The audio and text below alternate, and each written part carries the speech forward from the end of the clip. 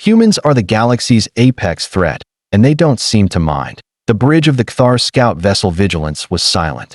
The only sound was the low thrum of its inertial dampeners. On the main view screen, the planetoid designated X9 hung in the void. It was impossibly broken. This was not the shattered chaos of an asteroid collision. It was not the molten ruin of a planet-killer weapon. This was a clean break. The fracture was so precise, it looked like some cosmic artisan had cleaved the world in two with a flawless blade. Captain Grault stared at the image. His submandibles ground together in quiet disbelief. He had witnessed the glassing of a dozen worlds during the Pyrrhic Wars, but this was different. This was unnerving. "Report," he grunted. His voice was a low scrape of gravel. His science officer, a younger Cthar named Taith, swiveled from his console. His eye stalks retracted slightly in a gesture of deference. "No residual energy signatures, Captain. No radiation. No plasma scoring. No kinetic impact markers. Scanners show only seismic resonance. The readings are off the charts. The entire planetoid seems to have vibrated itself apart from the core." "Impossible," Grault growled. "Worlds don't just fall apart. There is one other thing," Taith said, his voice hesitant. "We've recovered a small probe from the debris field. It has a primitive design. It is human." The bridge crew shifted. A subtle clatter of exoskeletons echoed on the deck plating. The word hung in the air, heavy and unwelcome. What was its purpose? Grault demanded. Taith activated the audio playback. A synthesized, dispassionate voice filled the bridge. It repeated its message on a loop. "Geological survey complete. Tectonic stress tolerance insufficient." A cold dread settled over Grault. It was a feeling entirely alien to the Cthar psyche. He tried to process the information through a military lens. He tried to find the threat, the strategy. But there was none. They had not destroyed it as an act of war. They had not vaporized it for resources. They had poked it, and it had broken. They had recorded the result with the detached curiosity of a biologist dissecting a grub. They hadn't declared war on a world. They had declared it a failed experiment. The Galactic Concordance Chamber was a place of immense, ancient power. Today, however, the air was thick with a new emotion. Fear. Fleet Marshal Zark of the Cthar Collective stood grimly at the central podium. His armored carapace absorbed the ambient light. Before him, the assembled emissaries shifted. Their varied forms betrayed a common anxiety. The X9 incident is merely the latest in a pattern of incomprehensible actions. Zark's voice boomed, amplified by the chamber's acoustics. He gestured to the hollow display. It now showed the infamous battle of the Trinac Nebula. Here they faced a superior Bragol fleet. They did not retreat. They did not surrender. They simply turned off their lights and drifted for 3 days. When the Bragol fleet relaxed its guard, the humans dismantled their dreadnoughts with surgical precision. Zark paused for emphasis. "Not destroyed," he repeated. "Dismantled." They left the crews alive in crippled ships, broadcasting jazz music. A wave of unease rippled through the emissaries. Zark continued, his voice tight with controlled fury. "When we established a blockade to protest their unsanctioned colonization of a Dracian moon, they did not attack. They did not negotiate. They sent us a gift basket. It contained fruit, cheese, and a small, furry creature they called a puppy. The creature proceeded to urinate on the deck of my flagship. This time, there was no laughter. Only the shimmering form of Seer Salian of the Lumina seemed to understand. It was a being of pure energy. Its voice was not sound, but a resonance that vibrated in the mind of every being present. You seek a pattern of conquest, Marshal. Its thoughts filled the chamber. You will not find one. They are not acting upon us. They are acting upon the universe itself. We are merely part of the environment they are curating. Zark turned his head toward the energy being. Explain, Seer. Do you get angry at the dust you sweep from your home? Salian resonated. Do you negotiate with the weeds you pull from your garden? No. You simply remove them. We perceive their actions as random because we assume we are their equals. We assume we are part of the conversation. We are not. We are simply in the way of whatever they are doing. A chilling silence descended. Zark felt the cold truth of the Seer's words. It reminded him of the report from the Fourth Entropy War. They had captured a human special operative, a man named Graves. Under threat of his homeworld's utter annihilation, The human had simply laughed. "Go ahead," the prisoner had said cheerfully. "We have others. Besides, it'll be a great data point for the terraforming division." Later, Fleet Marshal Zark addressed the holographic forms of a dozen other military commanders. They met in the encrypted subspace of a secure channel. The fear from the council chamber had been replaced by a hardened, pragmatic resolve. "The seer is correct," Zark began, his voice devoid of emotion. "We cannot treat this as a conventional threat. To fight them is to invite a response we cannot predict and cannot win. Attacking them is like trying to punch a hurricane." "So we do nothing," rasped the Vexian admiral, his form shimmering with agitated energy. "We simply wait for them to tidy us up." "No," Zark countered, a new intensity in his voice. "We do not fight the storm. We build a wall against it. I call it the Aegis Initiative." He brought up a star chart and overlaid it with logistical pathways. "We cannot defeat their ships, but we can starve their expansion. We will enact a coordinated, phased shutdown of key hyperspace lanes. We will launch a cascade of tariffs and trade sanctions, designed to cripple their logistics without a single shot fired. We will build a digital Great Wall around their known space. We will isolate their networks and cut them off from the galaxy." A murmur of assent went through the assembled commanders. It was a desperate plan, but an elegant one. It was a war fought on ledgers and navigation charts, not on battlefields. "They will not know they are at war until their colonies begin to wither," Zark concluded. "We will put the sleeping giant in a soundproof room and pray it doesn't wake up." For the first time in months, Zark felt a sliver of hope. He could not outfight the humans. But perhaps, just perhaps, he could outthink them. He could win a war of attrition and logistics. After all, what could be more logical or more predictable than the cold, hard math of a supply chain? Deep within the swirling, incandescent clouds of the Azure Nebula, the Aegis Initiative's primary command node came to life. From this hidden bastion, Fleet Marshal Zark watched as the silent war began. On the central holotable, the galaxy was a web of light. One by one, his technicians began to snip the threads connecting humanity to the rest of the concordance. Phase 1 initiated, a Kthar technician reported. His claws moved deftly over a control surface. Hyperspace Artery 7 Delta is now closed to all non-Aegis traffic. Human commercial fleets are being rerouted into dead-end space. Phase 2. Online, another chimed in. Economic sanctions are live. The market for Xylosian crystals and Ventari gas has collapsed in their sector. Their primary resource acquisitions are down 92%. Zark watched. His four hearts beat a steady, controlled rhythm. For a full cycle, the plan unfolded. With perfect, silent precision, the digital Great Wall rose. It was a complex code, weaving a quarantine around the entirety of known human network space. Reports flooded in from every sector. The humans hadn't reacted. Their patrol ships continued their seemingly aimless journeys. Their colony signals remained unchanged. Their networks, for all their supposed sophistication, showed no sign of even detecting the massive, coordinated intrusion. There was only silence. A wave of something that felt dangerously like triumph washed over Zark. It was working. Seer Salian was wise, but perhaps had been too philosophical. The seer saw humanity as a force of nature. But Zark was proving they were just another empire, susceptible to the cold, hard logic of logistics. For all their unpredictable power, for all their terrifying casualness, maybe they had grown complacent, arrogant. Perhaps they had neglected the tedious, foundational infrastructure upon which all great powers must rely. The silence from Earth. Space wasn't amusement, he told himself. It was the quiet of a giant that had been gagged in its sleep. Soon, it would begin to starve. The command node buzzed with the low thrum of victory. For 24 standard hours, the Aegis Initiative had held firm. The human behemoth, for all its might, appeared to be blind and deaf to the cage being constructed around it. Fleet Marshal Zark stood before the main holotable. He allowed himself a rare gesture of approval, a slow clicking of his primary mandibles. "Excellent work," he addressed his command staff. "Your precision has been exemplary. The data is conclusive. Human logistical capacity has been reduced by 97%.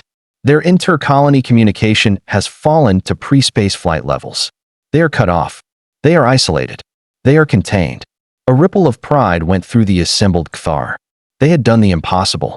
They had outmaneuvered the galaxy's most terrifying anomaly. It was then that a single, unobtrusive alert chimed on the main communications console. Marshal, the comms officer reported, "We are receiving a transmission. It is a single data packet, extremely low energy. It almost looks like background radiation." Zark's eye stalks narrowed. "Source. That's the issue, Marshal. There is no source. The packet didn't travel to us. It just appeared. In our system. Directly." An unsettling quiet fell over the bridge. That was not possible. The command node's location was the most guarded secret. In the Concordance, it was shielded by layers of cloaking technology and quantum-encrypted relays. Nothing could transmit directly into its core systems. "It's a probe? A virus?" Zark demanded. "No, sir. It's just a data file. It is clean. No malicious code. It's passive." The officer sounded deeply unnerved. "And it's unlocked. Open source." Zark felt a prickle of that same cold dread he'd felt in the council chamber. This was wrong. This was too easy. Put it in a secure sandbox. Decrypt and analyze it. I want to know what it is. For several minutes, the only sound was the frantic clicking of the science officer's console as he worked. The officer, Taith, suddenly went completely still. He ran the analysis again. Then a third time. His breathing became shallow, a soft hiss in the silent room. "Officer," Zark prompted, his voice sharp. Taith swiveled slowly from his console. His eye stalks were fully retracted in a posture of abject fear. "Marshal," he stammered, his voice barely a whisper. "It's a map. A map of their systems? A threat." Taith shook his head, a gesture he'd learned from studying human behavior. "No, Marshal." He projected the image onto the main holotable. It showed the complex, interwoven lines of their secret hyperspace blockades. Their hidden command nodes and digital firewalls were all there, rendered in perfect, terrifying detail. "This is not a map of their territory," Taith said, his voice cracking. "This is a map of our Aegis initiative." Zark stared at the holotable, at the perfect replica of his most secret strategy. He felt the chill of deep space seep into his command. Note, they hadn't just bypassed his security. They had mapped it, understood it, and handed it back to him as if returning a dropped item. It was a gesture of such supreme, casual dominance that it bordered on pity before he could even process the implications. The comms officer spoke again. His voice was now a strained whisper. "Marshal, a second packet has arrived. Same method. This one is addressed to you. Open it," Zark commanded, his own voice sounding distant. This file was also a map, but it was different. At its center was a small, familiar cluster of stars. It was the official, known territory of the Terran Union. But from that tiny cluster, a web of impossibly fine lines erupted outwards. It was a mycelial network of light that permeated the entire galactic chart. The lines connected systems the Concordance had deemed uninhabitable. They plunged into dark nebulae thought to be empty. They skirted the edges of black holes, drawing power from their event horizons. They pulsed with energy signatures that defied known physics. They were labeled with human designations like subdimensional fold point and zero-point conduit. Thousands of nodes of light appeared on the map. Each one was a colony, a habitat, a research station. Self-sustaining domes gleamed on worlds of molten sulfur. Vast orbital shipyards, invisible to any sensor, orbited dead stars. Humanity wasn't just in their small, assigned corner of the galaxy. They were everywhere. They were the space between. The space. The Concordance hadn't been watching a nascent empire. They had been looking at the front porch of a civilization so vast and distributed it was functionally invisible.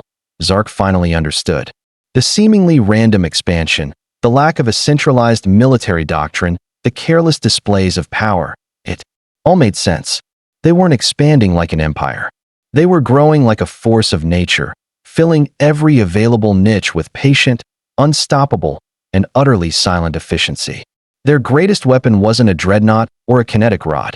It was their sheer, quiet, overwhelming presence. Then, a final line of simple text appeared on the screen. It was a message from the file's sender, an entity designated only as the custodian. Marshal Zark, it read. Your cage is very well made, but you have built it inside our house. Please move it. It is in the way. Fleet Marshal Zark did not need to explain. He simply broadcast the two maps to the central holotable of the Galactic Concordance. The first map showed the Aegis Initiative, their master plan laid bare. The second showed the true map of humanity's existence. It was an impossible web of light. It made their initiative look like a child's scrawl in the margins of a galactic atlas. The chamber, once a bastion of decorum, descended into chaos. The Vexian admiral, whose fleets were now shown to be deep within human-monitored space, went rigid with shock. The Dracian emissary collapsed, its fragile crystalline form shattering on the floor.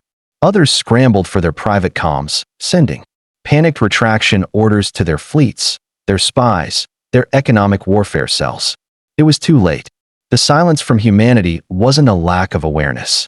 It was the patience of a god watching children build a sandcastle in the shadow of a rising tide. The Aegis Initiative, the product of months of secret planning and the unified will of a dozen mighty species, dissolved in less than 12 minutes.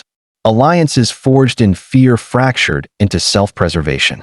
Formal declarations of neutrality were broadcast toward Earth. They were desperate pleas for forgiveness that received no acknowledgement.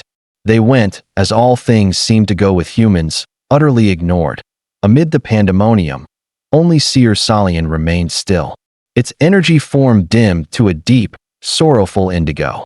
When it finally spoke, its resonance cut through the noise. It was a quiet wave of absolute despair that silenced the chamber. We sought to understand the storm by measuring the wind. It pulsed. We should have been looking at the sky. It has been overcast for centuries, and we never thought to look up. Zark watched the concordance tear itself apart. He felt nothing. No anger, no shame. Only the hollow emptiness of total comprehension.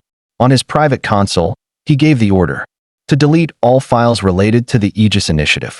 It was a pointless gesture. He was certain the humans already had a copy. It was likely stored in a file labeled Quaint Alien Miscalculations. He had tried to build a cage for a hurricane, only to be told he had built it on a world that was, itself, just a drop of water within the storm, that on a world designated by its inhabitants simply as Haven. A man named Elias knelt by the shore of a newly created sea. The water was a calm, impossible turquoise. It lapped gently against sand that had been silicate powder only 3 standard years ago. He was teaching his daughter, Maya, how to skip stones. It's all in the wrist, he said, demonstrating. A flat, gray pebble danced across the surface 7 times before sinking without a trace. Maya's face was smudged with dirt from playing in the crimson forest earlier. She tried to copy him. Her stone plopped into the water with a sad splash. She giggled. Not far away, an old woman sat on a hover stool. Her easel was positioned to capture the landscape. She was painting the sky, a canvas of deep violet dominated by the gentle glow of 2 suns, one gold, one silver. Her strokes were slow and deliberate. They captured the light with a skill that spoke of long practice and deep peace. In a nearby valley, a group of teenagers soared through the air. Their laughter echoed off the canyon walls. They were playing a complex, 3-dimensional game with a glowing sphere. They used a localized low-gravity field to leap and float in ways that would have sent a xenophysicist into convulsions. Their movements were graceful, thoughtless, and utterly joyful. There were no warships in the sky. There were no soldiers on the ground. There were no victory parades or strategic briefings. There was only the sound of gentle waves, the murmur of the twin suns' light through the atmosphere, and the sound of children's laughter. Humanity was not celebrating a victory. They were simply living, unconcerned and undisturbed. Papa, look! Maya suddenly pointed to the violet sky. Thin, silver streaks of light were appearing. They arced silently across the heavens before vanishing into the deep black. Shooting stars. Elias glanced up. His eyes tracked the distant, frantic retreat of the combined fleets of the former Aegis Initiative. He watched them burn through their emergency fuel. They were fleeing a war that had never been declared, against an enemy that had never bothered to fight back. He smiled faintly. Just old ships, honey, he said, picking up another stone for his daughter. They're going home. In the stark silence of his private quarters, Fleet Marshal Zark stared at the true star chart. It was the one humanity had so casually gifted him. The light from it painted his armored carapace in a pattern of constellations he now knew to be a lie of omission. His grand strategy, his secret war, his race for survival. It had all been less than a footnote in a history he had never been taught. His terminal chimed. It was a soft, polite sound that was somehow more jarring than an alarm. A final message had arrived. It had bypassed his personal firewalls as if they were not there. It wasn't from the custodian or a human admiral. The sender was designated Terran Sociological Drone 7 Alpha. The text scrolled onto his screen. Query, it began. Your Aegis initiative has been logged. Our analysis indicates a 97.4% probability that it was a strategic response to a perceived existential threat. This was based on incomplete data. However, the chosen methods suggest a fundamental misunderstanding of human expansionary models. We would be grateful for any data you might share on the Cthar Collective's decision-making process. It will be valuable for our ongoing study on pre-contact sociological anxiety in Class 3 civilizations. No rush. Zark read the message. Once, then twice. He felt the last vestiges of his pride, his anger, and his fear collapse. They collapsed into a single, perfectly smooth, infinitely dense point of insignificance. Class 3 civilization. Pre-contact anxiety. A study. They were never the enemy. They were never the rival. They were the subjects of a research paper. Their desperate, galaxy-spanning struggle for survival was, to humanity, nothing more than a curious behavioral anomaly. It was something to be observed, logged, and perhaps, one day, published in a scientific journal that no one of importance would ever read. That was the final, terrifying truth. Humanity wasn't a storm to be weathered or a giant to be caged. They were the scientists, and the rest of the galaxy was in their petri dish.